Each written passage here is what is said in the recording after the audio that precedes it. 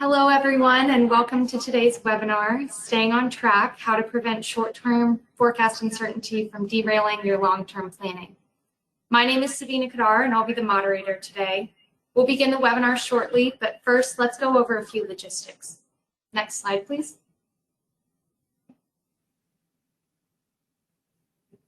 So the webinar will run approximately 40 minutes, and we'll save some time at the end for Q&A. Now, during the webinar, you can submit questions using the control panel or the chat box on your screen at any time. And I'll be monitoring these questions throughout the webinar, and I'll compile a list for Q&A at the end of the presentation. And we'll also be taking questions that are submitted during the Q&A session itself. Now, we'll try to address as many questions as possible, but if we do not get to your question, you'll receive a follow-up email after the conclusion of the webinar. And we'll also be taping this webinar, and we'll email you a link to the video sometime next week when it's available. The webinar will also be posted on both the Forecast Pro website and the Forecast Pro YouTube channel, where you can actually find a full archive of past webinars. These are free, and they're a great way to catch up on any past webinars that you may have missed. Next slide, please. So today's presentation is all about staying on track, so how to prevent short-term forecast uncertainty from derailing your long-term demand planning. A little bit about our presenters today. First, we have with us Todd Ferguson. Todd is an Oliver Wight principal, and he offers insights and solutions to help companies achieve improved financial performance. His background includes over 2 decades of experience in sales, order fulfillment, demand management, and integrated business planning across a wide variety of industries. Todd has written and co-authored many white papers, as well as the Integrated Tactical Planning book, and he's an instructor of Oliver Wight's Integrated Tactical Planning course, as well as the Integrated Business Planning course and the Demand Labs course. So we also have with us today Timm Reiher. Timm is also an Oliver Wight principal, and Timm is an expert in demand management, sales operations, product and portfolio management, and integrated business planning. And he's also an instructor for Oliver Wight Demand Management and Demand Labs executive education courses. With more than 20 years of experience in the industry, Timm has background in product management, sales and account management, customer service, sales operations, data warehouse systems, and CRM improvement initiatives. And Timm has also authored numerous white papers.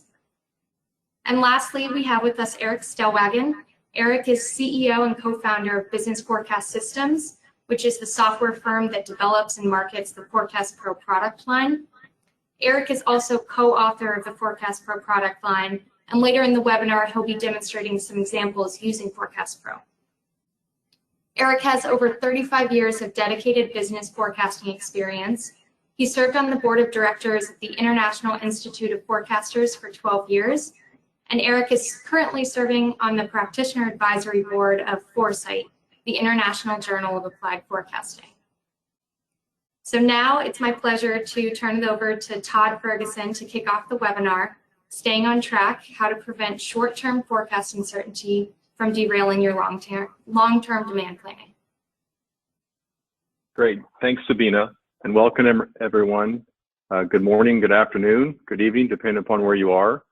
We're going to go through topics today that we found to be extremely, not just we're passionate about, but hopefully insightful, and you'll feel the same way as well through the course of our discussions. And as Sabina has mentioned, as we present and as you digest and perhaps formulate questions, there will also be a chance at the end to weigh in with some questions. And as a team, we can talk through some of our insights and perhaps your perspectives as well. Just to kind of kick things off here a little bit, for those who have not heard yet of Oliver Wight or been exposed to our methodology or our firm, we like to write books in terms of thought leadership. And you see on the top row, there are some examples, everything from what we call Class A, as we've worked with organizations. Perhaps you've worked with Oliver Wight or heard of us around integrated business planning. But nonetheless, to say demand management here, as Sabina's mentioned, is a best practice handbook.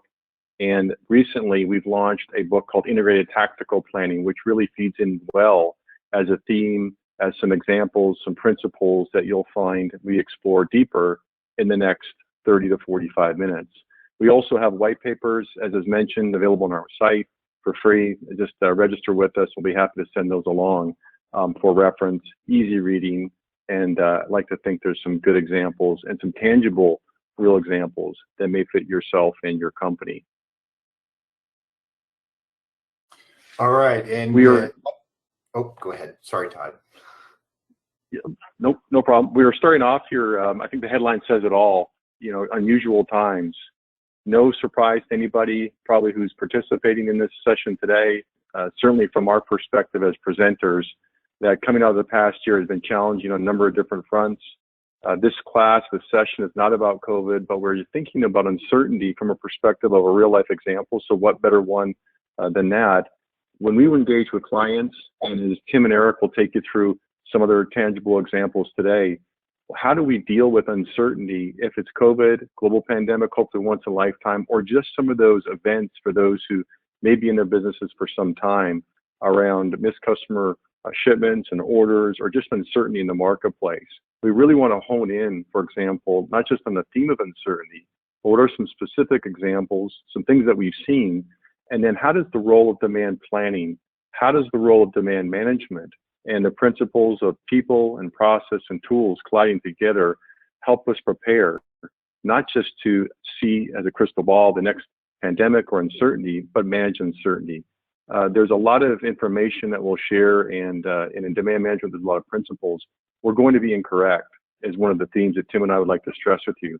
Plans are going to be incorrect, imperfect, but how you deal with that uncertainty and formulate responses is also an opportunity for most organizations. And that's going to cause us to stretch and to think a little bit differently, not just in terms of time horizons, but also in terms of who in the organization may be responsible for helping us, as well as assisted by technology and tools to form a better view of those assumptions as you think about longer term planning. There are numerous examples of what we would call best practices if it's an integrated business planning, what we recently called tactical planning, and even demand planning. And we want to share with you the time that we have today, based upon our experience, 4 key ones that we feel to be very impactful, not just that impact the near term, the next few weeks or month or 13 weeks, but also that you could take back if you're not doing these today in your organization and challenge the organization to perhaps think a little bit differently. So one of those is what we call multiple forecast views.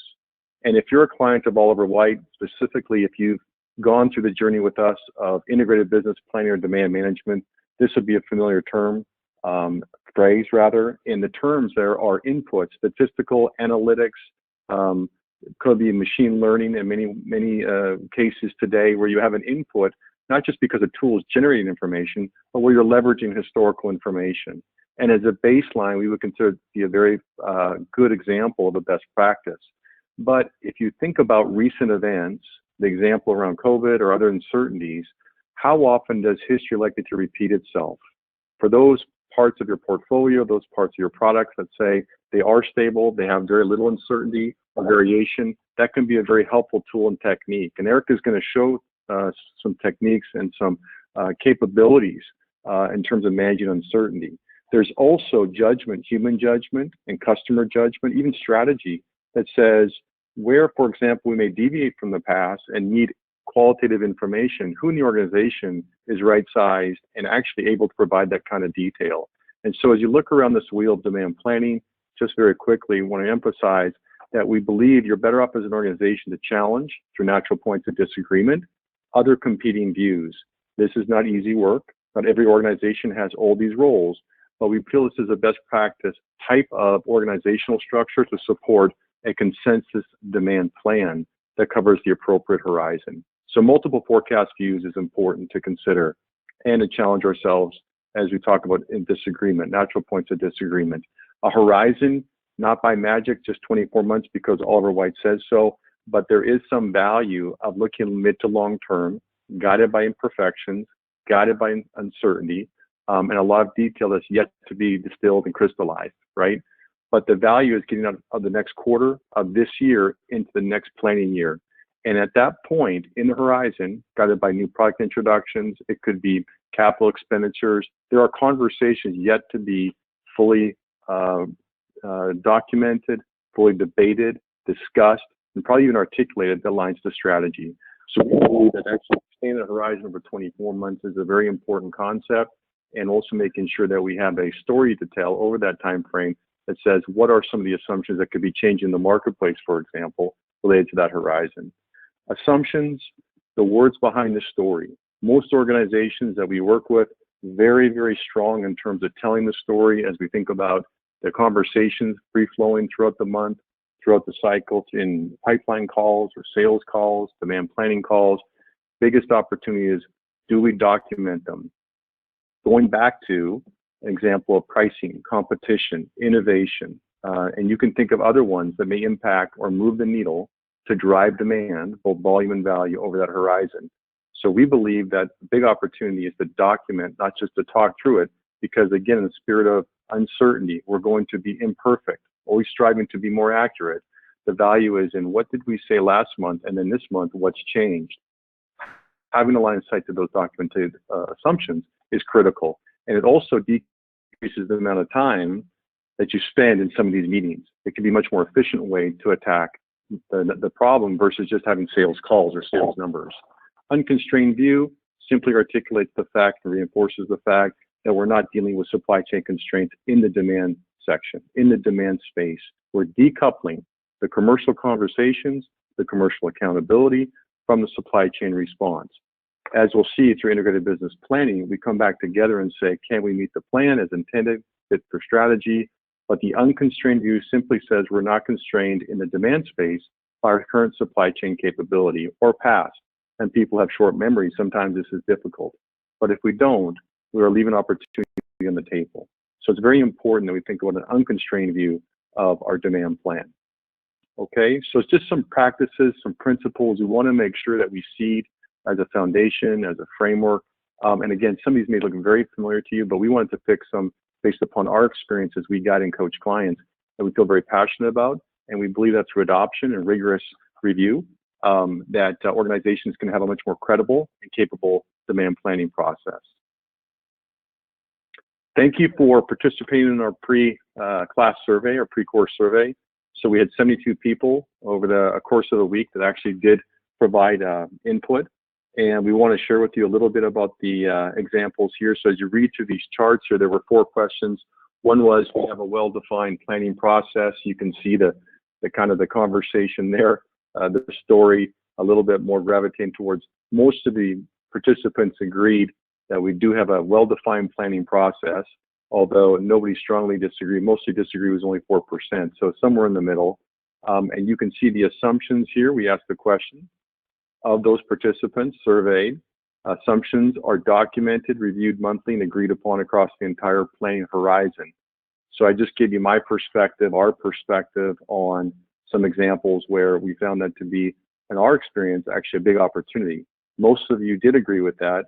Some would agree 32%, but again, you see kind of a wide range of scores there from neither agree to mostly disagree. I think the interesting one that really stands out here too, may be no surprise, which best describes the impact of COVID on your business? Little to no impact.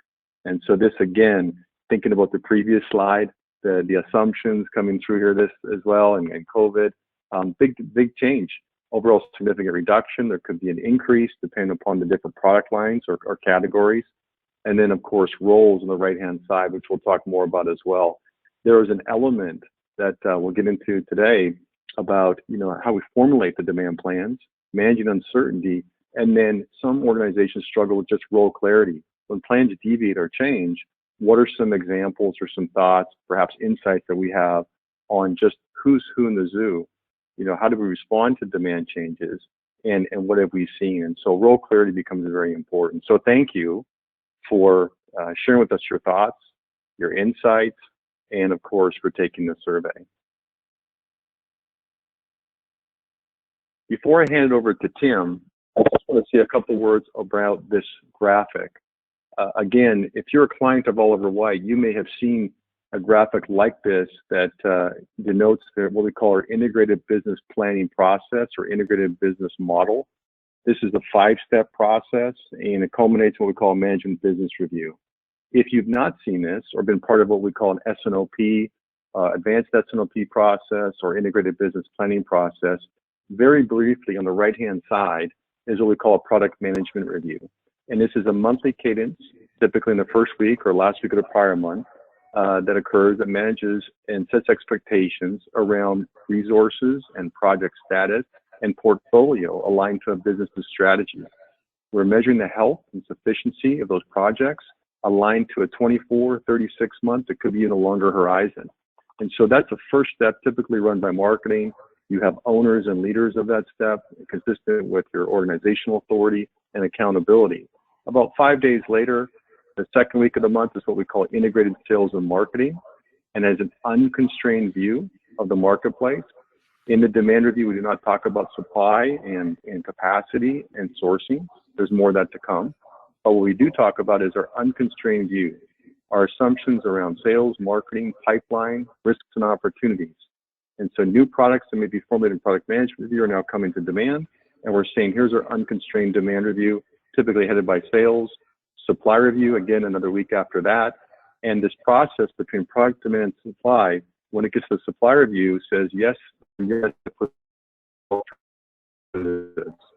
we are absolutely meeting the demand plan. If not, here are the alternatives and recommendations to meet that demand. Reconciliation is a continuous process of issues, aligning a strategy with a financial output directionally correct over that minimum 24 months. Leadership team at the management business review says, unless we hear of issues, we're assuming you're in control. Why do I go to that length of detail? Because when we're talking about managing uncertainty, there could even be scenarios, there could be assumptions that are formulated differently, risks or opportunities that need to come through the process. And like all models, some are more useful than others.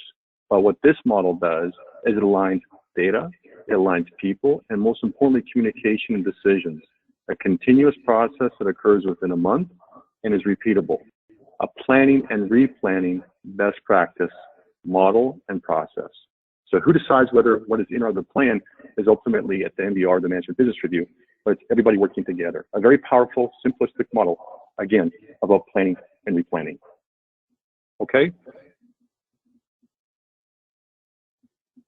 I'm going to turn it over to Timm right now.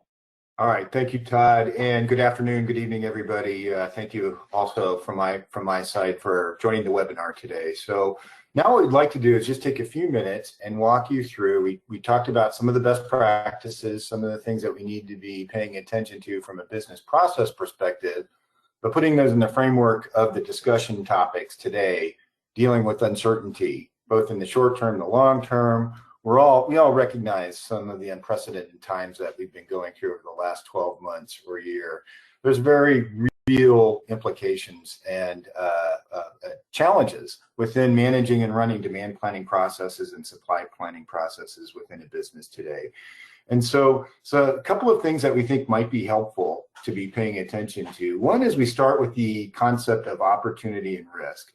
And so it is the goal, and Todd had mentioned one of those best practices is to formalize a 24-month, 2-year demand planning, rolling demand planning horizon. And every business should be running at least an integrated business planning process in that time frame or even farther. And the idea is to reach consensus, unconstrained, but a consensus or a best estimate. And so in this graphic here that you're looking at, that yellow line represents that consensus plan. But we also have opportunity and risk. And we have opportunities, those are new business opportunities, new sales opportunities, new product introductions, market-driven opportunities, things that if they come true will cause that yellow line to be higher. And then we also have risk to the plan. We could be loss of market, loss of customers, economic conditions, the impact of COVID, both in the short term and the long term. All of those things are risks that if they come true, would cause that consensus plan to be lower. And oftentimes, companies do a really good job of paying attention to those short-term risks and opportunities. And there's reason for that. We have a great deal more certainty in the near term, although it may not feel like it these days with all the uncertainty that's been happening in industry with the world events and the COVID impact, but still, have a cleaner idea. Opportunities fall out of the pipeline. We get a better understanding of risks. But the other observation is they also tend to be smaller and less ambiguous. And then as we move out farther in time, the number of opportunities and risks in front of us are larger, they're less certain. There may be things that we think are possible in the long-term future that become a little more certain, and we start to refine those lists as we get closer in time. And so a lot of times when we're dealing with uncertainty in the near term, tactical planning decisions, scheduling decisions, we focus on the near term, but the message that we want to communicate here, if we look at the magnitude of those opportunities and risks in the near term with that next animation, Todd, generally they end up being smaller in impact. And so what we're concerned about is if we're not paying attention to that 12 to 24 month planning horizon and beyond, the impact of those opportunities and risks can overwhelm your short-term planning process. And so one or two of those big ones, if we're not planning, and there are very real capital investment, capacity requirements, things from a supply planning perspective that we have to have a good idea on. And if we're not factoring in a good balance of those opportunities in our demand plans, and that yellow line that you see depicted is near the bottom of that opportunity and risk funnel, those big changes in opportunities can overwhelm the tactical planning part of the process. And so, yeah, we got to do short-term, reactionary, tactical planning things as near-term events cause things to develop differently than planned. But we also have to be doing the long-term planning piece as well. We have to be paying attention to both. And then the other thing, though, that we want to recognize is while it's important to be paying attention to long-term opportunities, risks, and planning assumptions, there should also be a feedback loop. So as we're paying attention to those near-term fluctuations, we may be learning things that are happening. Have we lost a customer? Have we gained a customer? Are there other drivers in the marketplace that have long-term demand planning implications? And so it's a feedback loop, if you will. With the next bullet on this slide, we'll speak to that. The feedback loop back into the long-term planning process. So we very much have two processes integrated together, functioning in parallel. Shorter-term tactical planning, paying attention to the near-term variances at a more detailed level, but then we also have the long-term aggregate planning processes, and they're integrated together. If we don't have them both, then one becomes a lot more difficult to manage. Lack of long-term planning can overwhelm the short-term, and then but lack of a short-term tactical planning process, we lose that feedback into the long-term aggregate planning. And so two elements of 24-month planning. We're going to talk a little bit more about how we manage this. So if we go to the next slide,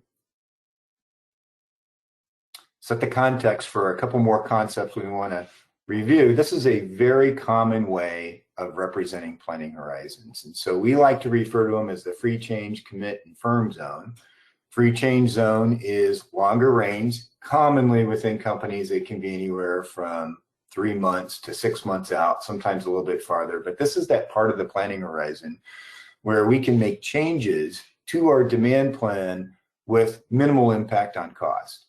And then once we move into that commit zone, now the business is starting to procure raw materials, starting to schedule production, starting to order third-party outsourcing materials or products, and we're starting to make commitments to the business. And if we make changes to those plans in the commit zone, we're starting to incur costs. And then, of course, we get into that firm zone, sometimes we hear referred to as the frozen zone.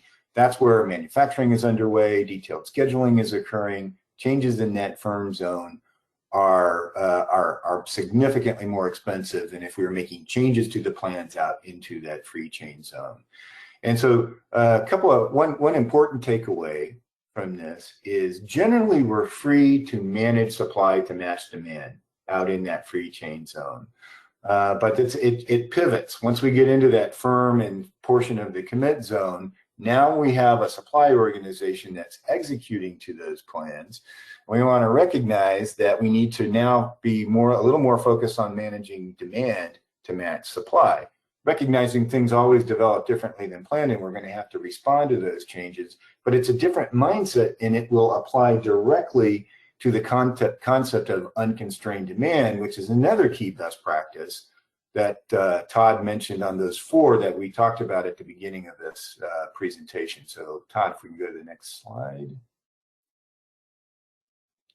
So here's a nice visual representation of both a constrained and an unconstrained demand plan. And so you can very clearly see in the short term, we have a flat demand pattern, which is usually a pretty good indicator that we're bumping up to capacity. And so we have a near-term constraint. And what's interesting, of course, or what's challenging with businesses in the near term is there's not a lot you can do to increase capacity in the near term. There may be some things we can do, but our options become quite a bit more interesting and impactful as we look further out into the planning horizon. And so there's a difference when we're dealing with supply constraints, and we know a lot of businesses are dealing with supply constraints today. How we respond to those limitations in the short term can be different than how we respond in the long term. Sometimes those differences get blurred. And so we just think it's helpful to start to visually look at the differences in the time phasing and how we might begin to think about constrained and unconstrained demand planning. So in this example, we've got a constrained demand plan over the next 5 or 6 months, and then you can see the red tips on the remaining portion of that plan. We would call that unconstrained demand.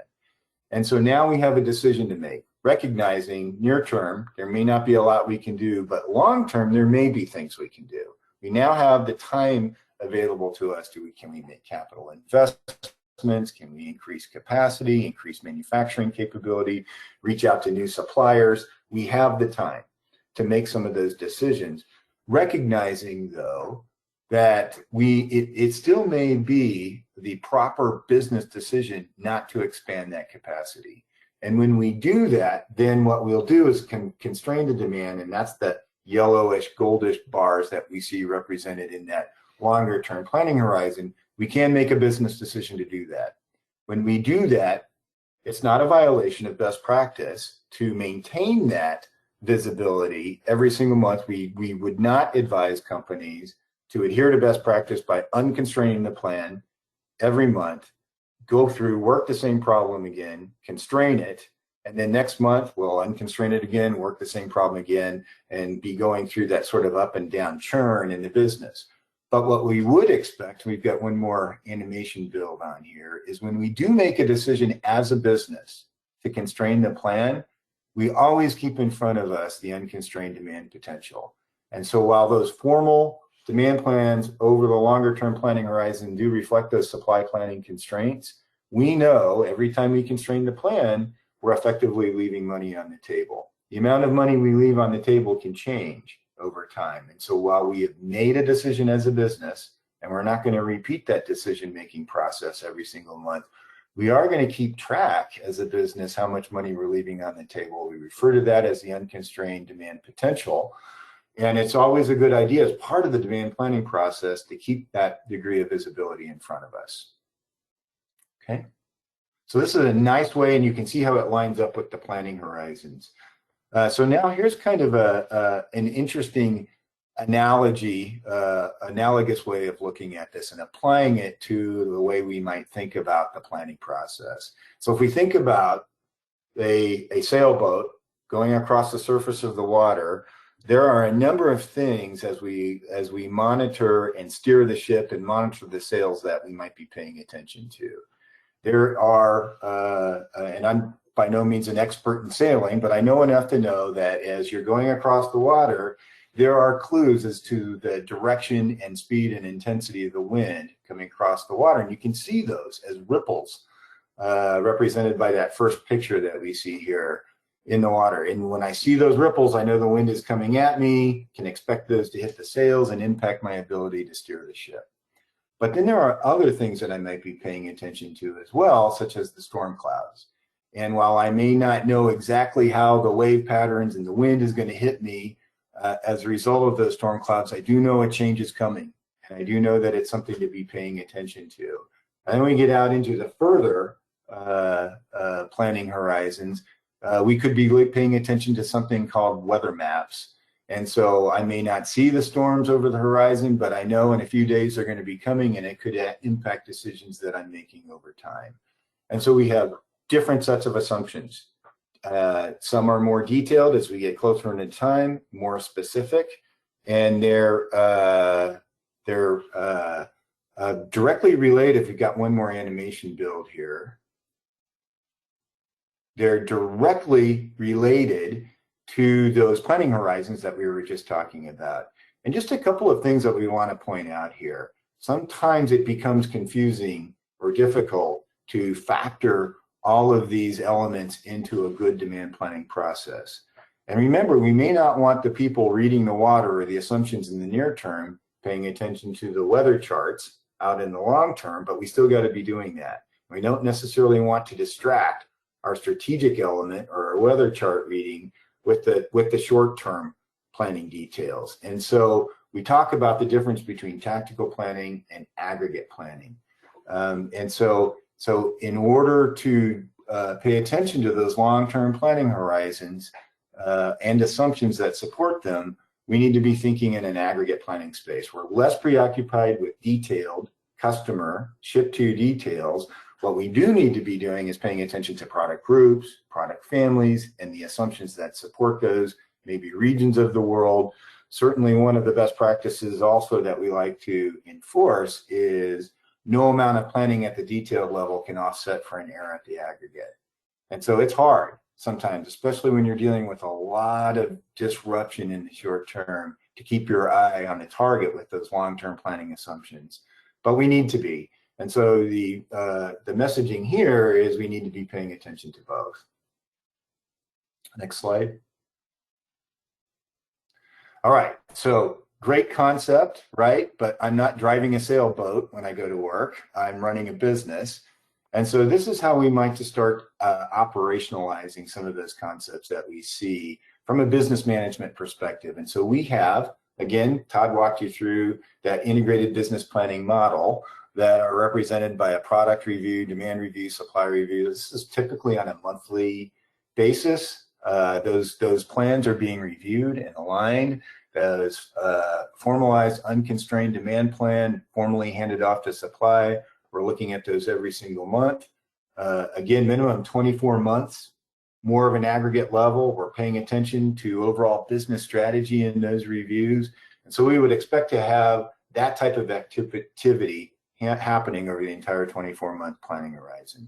But then we also have a tactical planning element to this, and that tends to function more commonly on a weekly basis. And so we may have weekly planning meetings, and it's interesting. We've seen, particularly with the impact of COVID, we have seen companies establish sort of weekly triage meetings. What are we going to do? Either we have huge disruptions in supply, or we have huge surges in demand that we didn't know how to deal with. We have to choose which customers get the product, allocate. We got to figure out and prioritize what we're going to do with all this short-term disruption. And so they've deployed weekly, even daily meetings in some cases to respond to that and to react to that. And one of the things that we're concerned about is when the impact of COVID subsides and things start to get back more to a normal framework, did we learn anything from those meetings? Are they going to go away? Or do we have a framework that we want to leave in place so that we can react to future events, other uncertain events, hopefully not as significant as the one that we've been through, but there will be more. We know these things happen. And so what we're saying here is, in addition to a monthly aggregate integrated business planning process, you should have a more detailed weekly planning process that functions on a weekly and even a daily cadence, and the two are integrated. And we're constantly comparing and contrasting the longer term aggregate planning with the more detailed weekly planning processes and reconciling the differences between the two. Okay. Thanks, Tim. So just a couple words before I turn it over to Eric, a couple slides. I want to just reinforce a couple of the comments that and graphics and principles that Tim has illustrated to you. We begin with assumptions. Long term, there's value in looking beyond the near term, because even though we might be imperfect, there's also a risk if we don't look out across the extended horizon around challenging the business, challenging our original strategic or annual planning assumptions. So those become important as inputs. But then when we do have to respond to uncertainty, guided by the best processes, tactical planning being one of them, smart people, working hard, firefighting meetings, what is the role clarity that's needed? And so I wanted to share with you just an example from a real client. As we've gone through an exercise around tactical planning in the execution area, dealing with variations to plan, who might be involved. Some of these example roles may look very familiar to you on this call in your organization, or you could say, I don't have one of those. What does that feel like? And that's okay too. And we'd be happy to, as a follow-up, talk to you more about that if it's a question that you have. But there's considerations. There are escalations. There are abnormalities and deviations from old plans. This process of managing uncertainty from an Oliver Wight perspective says we have tactics called inventory, safety stock. There's lead times that need to be understood as inputs into successfully managing uncertainty. But at the heart of it, when people need to make decisions, is it clear in terms of escalation paths?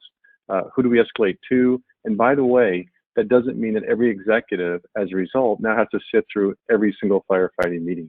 So this ability to understand and manage change within the confines of the next 13 weeks, for example. Even you see finance here. Why finance doesn't produce anything? They don't manufacture anything, but they're a customer. And many organizations have financial estimates in the current quarter, in the current month, where integrated business planning does not necessarily address that particular issue. And so responding to uncertainty has a volumetric component. It has a customer-facing component, as in an internal financial component. We just want to share with you that there are multiple constituents, right, that are affected, and understanding, for example, through a good solid design of who is impacted, who should be involved in discussions can lead to efficient meetings, can lead to actually firing executives out of some of these discussions, and also clear escalation paths where you can reduce the amount of churn, people's lives get better. A little bit about long-term aggregate planning, as the slide indicates here. We work with organizations who do a very good job of creating annual plans and even strategies, I would argue, but the ability to execute against those and monitor for effectiveness has multitude of results, as you can imagine, varied results. I just want to share with you, in terms of assumption log, not everything that we do to build a long-term plan has to start from bottoms up. There is elements that we can leverage through tools, and Eric will talk to us about capabilities and et cetera, but we should also triangulate that against the top-down plans and commitments already in place. And assumptions can feel very much like, why wouldn't a product line or a category or business continue to grow at 5%? Coming out of the last year, you could say, I've got some very good examples, but there's another one that's growing faster. But that's a starting point. In other words, the past can be used as a basis for the future, and then layer in and say top-down, what's different than what we'd expected? So top-down, to expose gaps, the willingness to close those gaps, the annual plans, the strategies becomes very important, but just give me the visibility. Leaders saying, I know that most information in terms of the forecast or the plans are going to be incorrect, but can you tell me why? And so when we start with our annual thinking of a budget, an annual strategy, 2 years out, those have value in this process. Those are the top-down ways to manage against the bottoms-up, and that's part of commercial responsibility. So document those assumptions, those changes at that level. It could be high-level pricing or competition that we talked about before, new product introduction, mix, etc. A handful of key items that we monitor for change, knowing that we had a place that we started with 12 months ago or 24 months ago becomes very important. And then a log, as we mentioned before, to document those changes.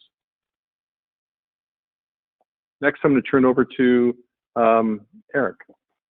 Okay, so Tim and Todd have given us a pretty good overview of really kind of a number of different topics, but they've revolved around a few major themes. And one is this concept of multiple forecast views. A statistical forecast is one of the views that they mentioned. And there's a question of how does one generate that. They also talked about views from sales, views from marketing, and how do we bring those different views and compare them and come up with a consensus forecast. How do we document assumptions behind the decisions that we're making on an ongoing basis. How do we merge near-term information with longer-term information? So obviously, if you're going to be doing all of these things, you're going to need tools to assist you. And I'm going to give you just a few minutes of exploration in Forecast Pro with sort of a nod to some of these things, because Forecast Pro is a tool that people use to do precisely what we've been talking about. So this is Forecast Pro, for those who haven't seen it before. And I'm looking at some historic data and a forecast that was generated from this. This was a statistical forecast. It was generated automatically by Forecast Pro based on the past history. Forecast Pro has a lot of capabilities in terms of forecasting. There's a lot more you can do than just generate an automatic forecast. And again, we don't have the time to explore all this, but it revolves around a large number of different approaches to forecasting, some of which are concentrating on the past history, pulling out things like trends and seasonal patterns and projecting them forward. Others that are allowing you to bring in other information, things like promotional schedules or economic indicators or what have you. But one of our views is a statistical forecast. And a lot of people do that in Excel, but if you do it in a tool like Forecast Pro, it's more organized. So this data, for those who are regulars at our webinar series, you've probably seen it before. It is real data. It comes from a large commercial food manufacturer who sells, in this case, cakes and muffins are among the products they sell. So these are their categories. If we drill into cakes, for example, we get to the customer level. So these are large grocery store chains that carry these. And if we drill further, we get down to an SKU level. So one of the things you can see is in terms of our statistical forecasts and our data, we can organize it into a hierarchy. Go ahead and expand this a little bit so you can sort of see what we're looking at and provide you with ways of viewing this much more simply than in Excel, where we're looking at a big grid of numbers. Now, the different parts of these processes and the different views, when you were using tools, we want to be able to customize our views and to have sort of different displays and different dashboards and diagnostics for different purposes. And Forecast Pro allows you to do that pretty conveniently. So we're started with something very simply, which is just data only, but let's say that I'm forecasting. So I might set up a different view. So this is a forecasting view. You notice I can still move around the navigator and everything will update accordingly. But now I've got sort of the forecast report here that tells me the method that's currently being used. I've got a smaller graph here that shows the red line is our forecast for this particular SKU. At the bottom, I have a grid showing some history and maybe some proposed changes to that along with the final forecast. The point is not so much what I'm displaying as that I can set up different views for different purposes. And so this is a forecast generation view. Maybe I also have a demand planning who's going to go through and make some adjustments.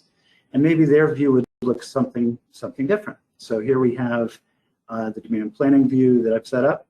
And now we're giving a little more real estate to things like what are the actual numbers and what are the changes. I've brought in some other information about current orders and available to promise. I've set up a little graph to sort of show, in this case, both the forecast and the current orders. Again, the point isn't so much of what's on the screen as I can customize and help me to do my work. In terms of documenting things, you know, if I make a change and I want to add comments, I can do so. There's global reports that'll show everywhere where I have comments, where I have changes. And so it's keeping an audit trail of basically everything that you do in terms of how are the forecasts being generated, who's making adjustments to them, you know, everything that you want to be recording, any comments that you want to make will all be maintained by the system. I'll go to another view here. So this may be I call it a consensus view, but again, it's just another display. In this case, now I've got the forecast, I'm showing it in dollars.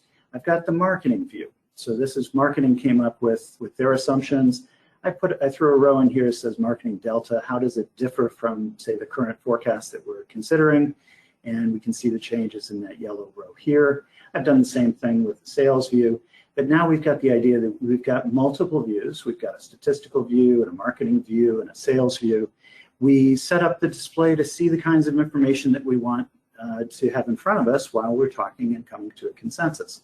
And again, this concept of sort of a well-organized console, if you will, that allows you, depending on what tasks you're performing, allows you convenient ways of doing so is really important when you get to executing some of these best practices and ideas that Timm and Todd have been explaining. So again, won't go any further with that concept of multiple views and documenting assumptions and how we can do that using some tools that help you to organize that. Another thing we talked about was merging near-term and long-term forecasting. And I'm going to click over to a different data set, and I just want to show here, there's a question of, I have a short-term forecast. And a short-term forecast, again, this would be what Timm and Todd were referring to as in the firm zone. When we look at statistical forecasting, and Forecast Pro is very much, one of the main functionalities of Forecast Pro is the ability to generate accurate statistically based forecasts from data. A lot of statistical forecasts are really emphasizing the short term, okay? So if we're extrapolating from the past, then usually we're looking at things like what are the current trends, what are the current seasonal patterns, and it's reasonable to assume those will persist and be the basis of our short-term forecast. We then layer in judgment. In the previous screens, we saw that we can layer that judgment in the terms of overrides and making changes to the values. Now, I've done something that might fall into the category of don't try this at home, okay? Which is I generated a 3-year forecast using extrapolation. And this is usually not a best practice because, again, if we're going to extrapolate, then the short term is more reliable than the longer term. But I did so that I could show you an alternative to just changing numbers when we want to merge long and short-term assumptions. And it's something called the custom component model.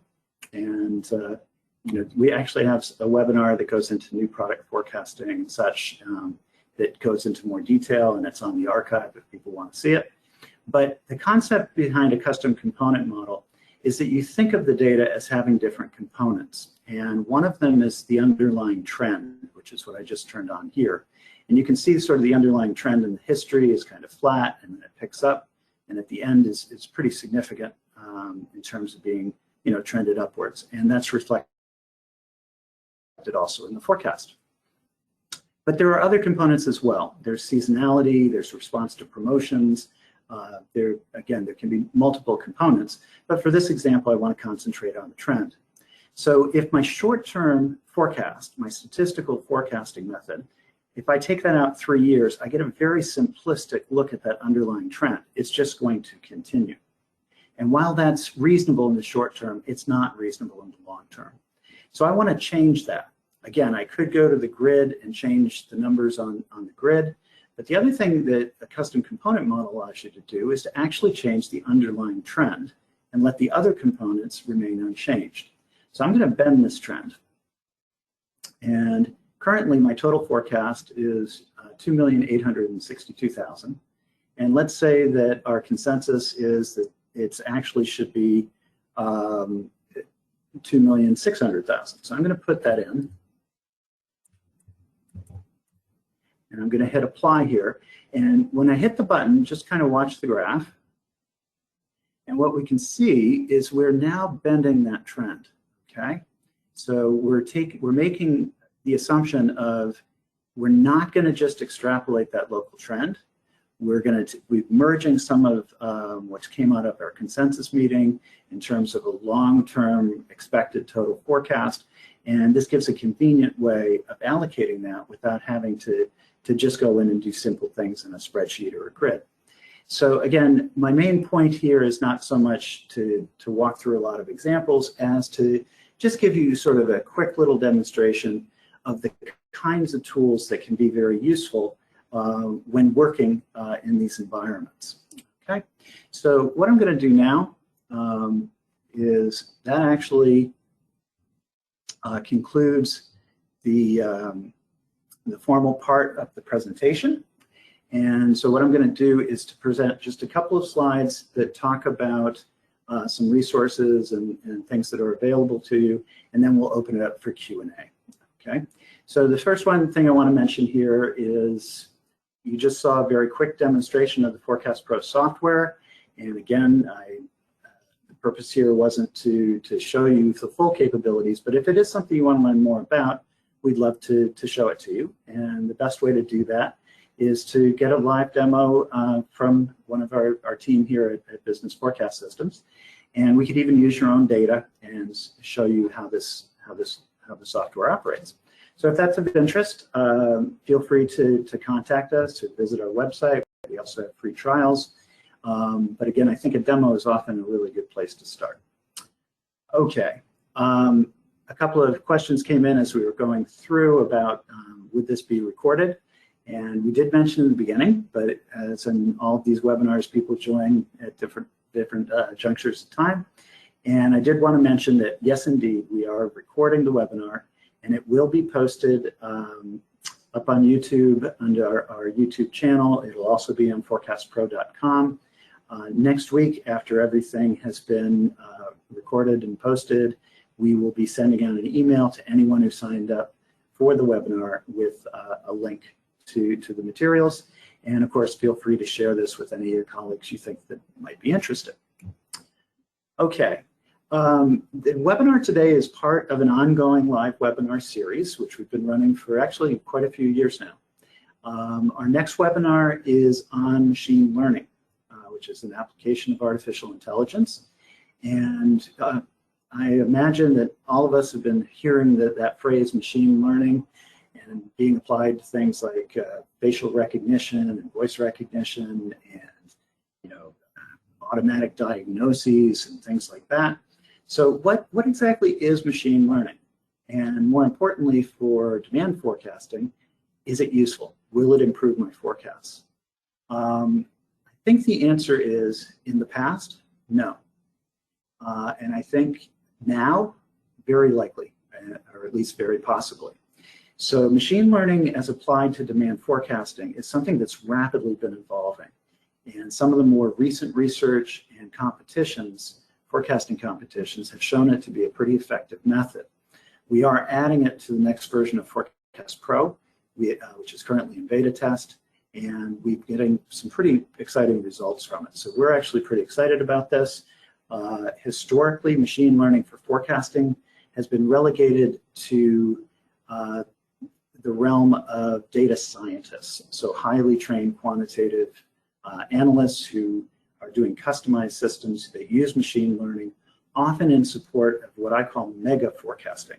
So if you're forecasting all the listings on Amazon, which might be hundreds of millions of active listings, maybe not that many, but tens of millions, how they go about that. And the answer is there's an army of data scientists using a lot of different methods, but machine learning being one of them.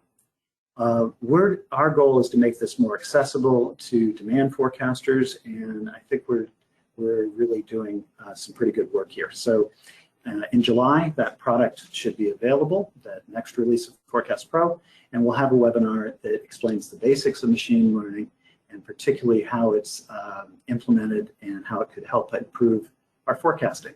So if you are interested, the event is live on the website in terms of registration. And so feel free to swing by forecastpro.com and sign up for that, and we'll send you reminders as it gets closer. Okay, Business Forecast Systems, the makers of Forecast Pro, also offer workshops. And our workshops before the pandemic had been live workshops, 3-day classes held throughout both the Americas and Europe.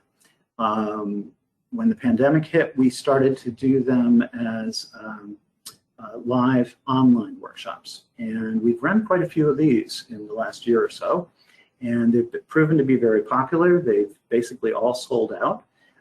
We have 3 that are currently on the schedule. May is unfortunately sold out at this point in time. We've got one that's running in Spanish, also in May, and we have one in September where there's plenty of registration open if anyone is interested. Again, the place to go for more information would be forecastpro.com. Okay, well, we're not the only people who do classes and courses, and it can teach you valuable things that can help you run your business. Oliver Wight does that as well. And let me ask Tim or Todd to explain what we're looking at here. I'll let Timm weigh in. Actually, he's the lead instructor, so. Yeah, so thanks, just real quick, and we did want to at least leave a minute or two for a few questions, but we do have in-person, virtual demand management courses that you're more than welcome to sign up for, and we are planning at some point in time, hopefully, we'll do some face-to-face in-person classes again as well. And there's also what we refer to as demand labs, which is more of a hands-on working class coming up in November in Orlando. So feel free to reach out to our website, contact us directly. You can certainly get signed up for those. And I'll be there along with at least one more of my colleagues. And Todd is also a instructor for the Demand Labs class. So we look forward to seeing you in one of those classes. Great. Okay, well, that brings us to the Q&A. And we do have a few minutes left. Sabina, do we have some questions for the Oliver Wight folk? Yeah, we do have one, and it looks like we are running up on the end of time. So again, if we do not get to your question, we'll follow up with an email after this webinar. But the question that I have for Todd and Timm is, should the supply organization help identify known constraints as part of the demand review? Be careful. Watch out. Warning flags are going up with that one. So one of the things that we like to say is demand review unconstrained with known supply constraints. And so I would say, let's wait. Let's figure out what that unconstrained plan is. And it might be a little confusing. Some of the graphics or the visuals that we shared showed what a constrained plan might look like. But the first step is let's align on what that unconstrained plan is. Formally hand it off to supply. Let them go work the problem.